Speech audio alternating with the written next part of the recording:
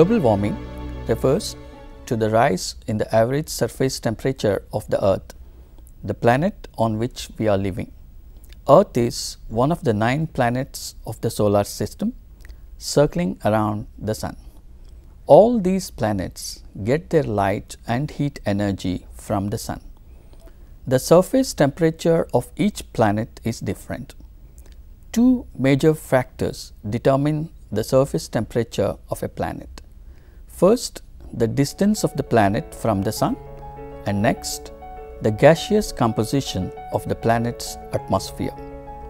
Looking to the distance, the planets like Mercury and Venus are nearer to the Sun compared to Earth, and their surface temperature during daytime is much higher.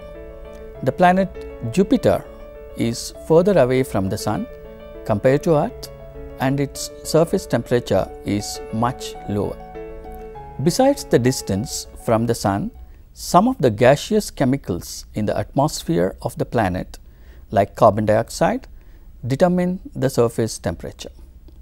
Earth has 0.03% of carbon dioxide in its atmosphere, whereas Venus has 96% of carbon dioxide. The average mean temperature of Earth is plus 15 degrees centigrade and that of Venus 560 degrees centigrade. In the space, the heat rays of the thermal energy is transmitted as invisible infrared radiation. For example, if you take your hands near to a gas stove or a burning wood, you can feel the heat rays, although you cannot see them. The infrared radiation is beyond the red region of the visible spectrum. The Earth gets heated during the daytime by absorbing light and heat rays of the Sun. In the night, when the Sun sets, the hot Earth cools down by emitting the heat back to space. This emission is in the infrared region, and some of the gases in the atmosphere like carbon dioxide, methane, ozone, nitrous oxide and water vapor can absorb this radiation and radiate them back to Earth. The cooling of the Earth will now depend upon the amount of these gases in the atmosphere, since they absorb heat rays and radiate back, keeping the Earth warmer. These gases are called greenhouse gases. The other gases which do not absorb the heat rays, like oxygen, nitrogen and argon, are non-greenhouse gases. When the concentration of the greenhouse gases increase in the atmosphere, it will cause an increase in the surface temperature of the Earth. Industrialization, extensive use of automobiles and deforestation are some of the major causes for increase in greenhouse gases and global warming. This increase in surface temperature will have several adverse effects like decrease in the yield of crops, melting of the glaciers that will raise the sea level and submerge certain land areas. International environmental laws have been formulated to control the emission of greenhouse gases and prevent global warming. Let us look into the details of causes and remedies for global warming. Global warming is also called as greenhouse effect because it is comparable to increase in surface temperature in a greenhouse. A greenhouse is a structure with glass or plastic roof in which plants are grown.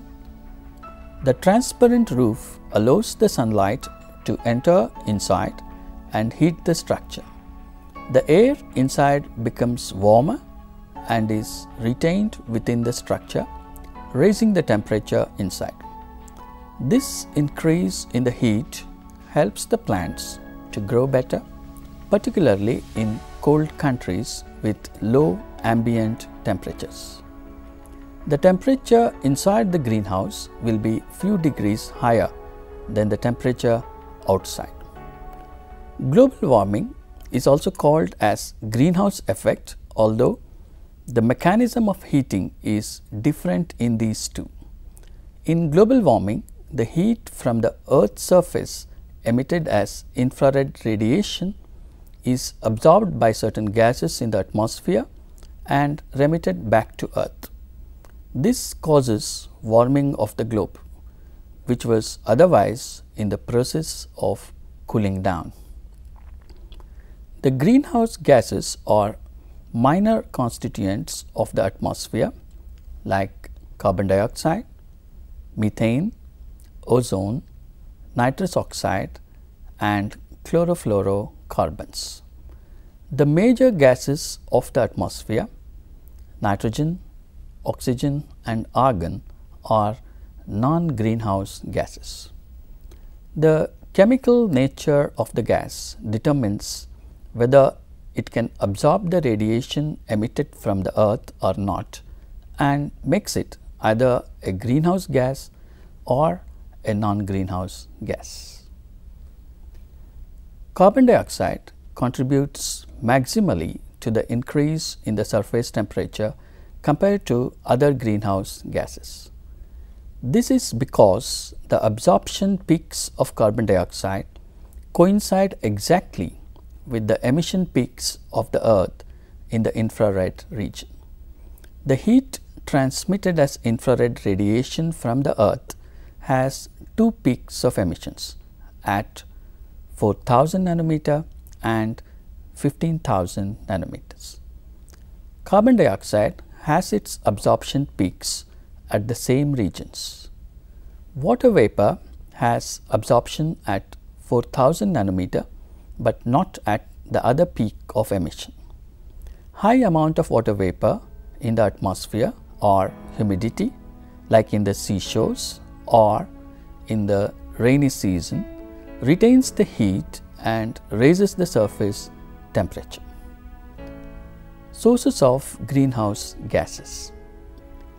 Human activity since the Industrial Revolution, in other words, since last 250 years, has increased the amount of greenhouse gases in the atmosphere.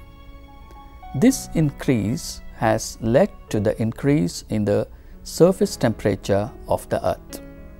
The major sectors which contribute to increase in greenhouse gases are power stations, industries, transportation and agriculture. Emission of carbon dioxide is high in all these sectors except agriculture.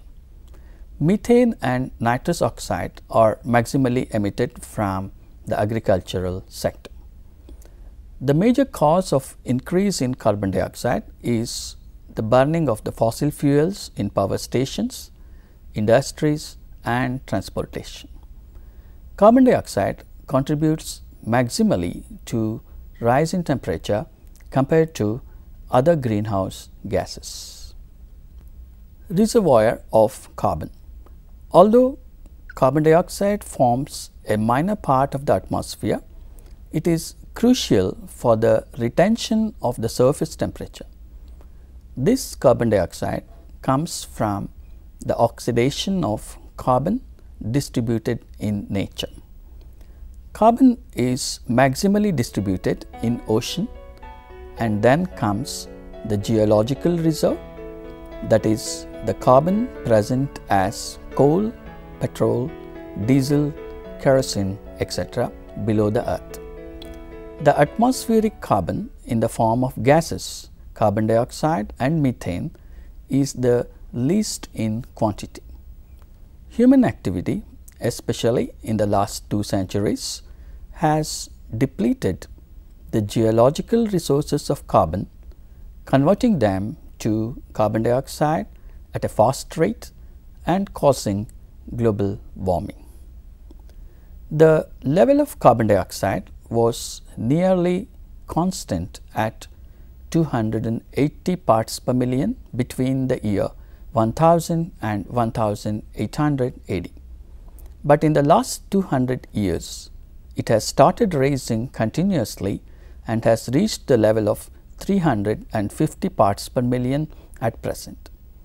This rise in carbon dioxide coincides with industrial revolution, extensive use of electrical energy and extensive use of transportation fuel by the humans.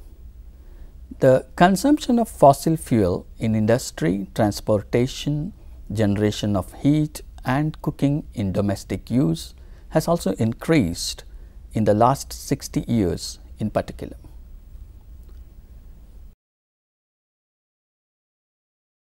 Let us see the consequences of rise in temperature. The primary effect of rise in temperature is on the crop plants. Certain crop plants like wheat and oats require low temperature for maximum productivity. The maximum wheat growing areas in the world are cold countries like Canada, America and Russia. With the increase in temperature, the plants like wheat and oats need to be shifted towards the poles. But along with low temperature, a good yield of crop requires fertile soil. Although temperature becomes lower towards the poles, the soil condition becomes poorer, which will result in a low yield of crops. Increase in temperature will cause water loss from the soil surface by evaporation and increase the salinity of the soil. There will also be a loss of water from the plants due to increase in temperature by the process of transpiration. In transpiration, plant cells lose water to the atmosphere through the stomata, the openings on the plant surfaces, especially on the leaves. This water loss is directly proportional to the temperature of the air around the plant. In the deserts, the temperature is always high and very few plants like cactus full of thorns and no broad leaves can grow here. Desert plants minimize the loss of water from their cells by their special structures. Certain animals which inhabit extreme cold climates are threatened by the increase in temperature.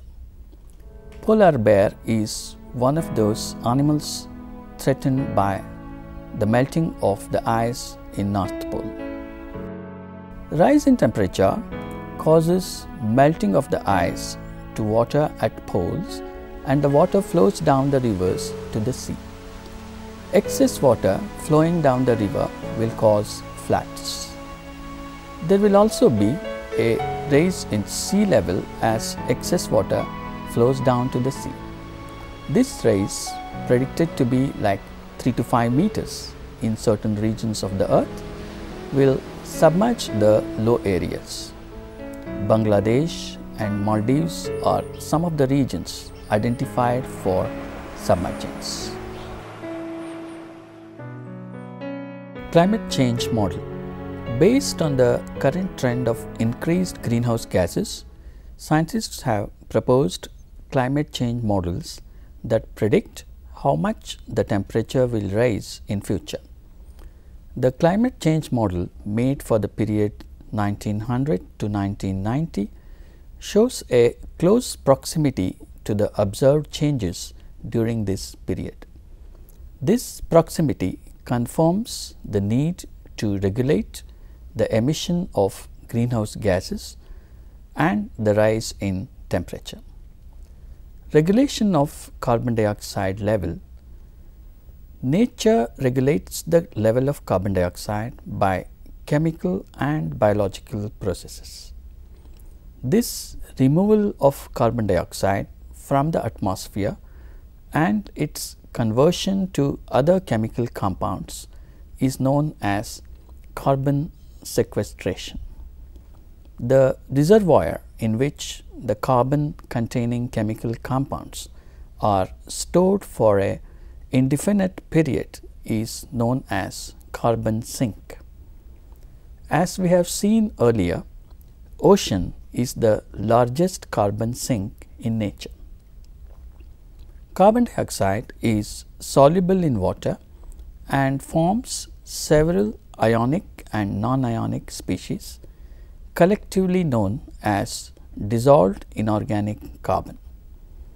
These are dissolved free carbon dioxide or aqueous carbon dioxide, carbonic acid, bicarbonate and carbonate. The carbon from the atmosphere is pumped into the ocean in this manner, and the process is also known as solubility pump. Carbon is also absorbed by ocean through biological pump. The phytoplankton, that is the floating plants on the sea surface, chiefly microscopic, on the surface of the ocean where sunlight is available, fix carbon through the process of photosynthesis and convert carbon dioxide to carbohydrates, proteins and lipids. Some plankton, that is microscopic floating animals and mollusks, combine calcium and dissolved carbonates to form calcium carbonate as a protective coating. These protective coatings can be found as various types of shells and conches on the sea beaches. Terrestrial plants also fix carbon dioxide. Photosynthesis by terrestrial plants is another natural sink for carbon dioxide. Forests absorb between 10 to 20 tons of carbon dioxide per hectare each year. Forest plants convert carbon dioxide through photosynthesis into starch, cellulose and lignin and wooden biomass. However, this natural absorption of carbon dioxide is proving to be insufficient because of two reasons. One of them is the fast rate of conversion of fossil fuel to carbon dioxide by the humans by burning oil, coal and wood, mainly for generation of electricity, transport, industrial production and domestic use. The second reason is deforestation or cutting down the forest to accommodate the growing population and also to feed the growing population by expanding agricultural fields. It's a challenge for the human society to feed and house the growing population, but at the same time regulate the rise in temperature. Environmental laws have been framed to regulate the rise in temperature. International laws have been formulated to control the emission of carbon.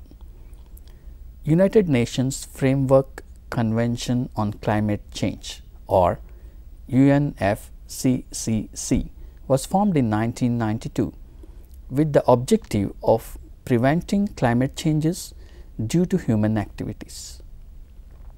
Most countries are party to UNFCCC, an international treaty to extend the UNFCCC objective of reducing greenhouse gases was adopted in Japan in 1997 and named as the Kyoto Protocol. The Kyoto Protocol is based on the premise that global warming exists and man-made carbon dioxide emissions have caused it. Kyoto Protocol aims to reduce greenhouse gases to a level that would prevent dangerous anthropogenic interference with the climate system. The Cancun Agreement in 2010 at Mexico during United Nations Climate Change Conference includes pledges made by 76 countries to control emissions. At the time of agreement, these 76 countries were collectively responsible for 85% of annual global emissions. The main sources of greenhouse gases due to human activity are burning of fossil fuels and deforestation, leading to higher concentration of carbon dioxide.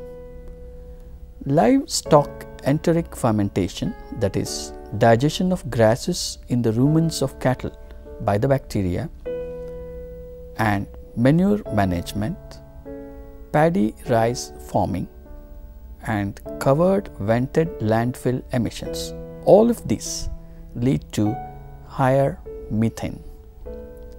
Many fully vented septic systems that enhance and target fermentation process are also sources of atmospheric methane.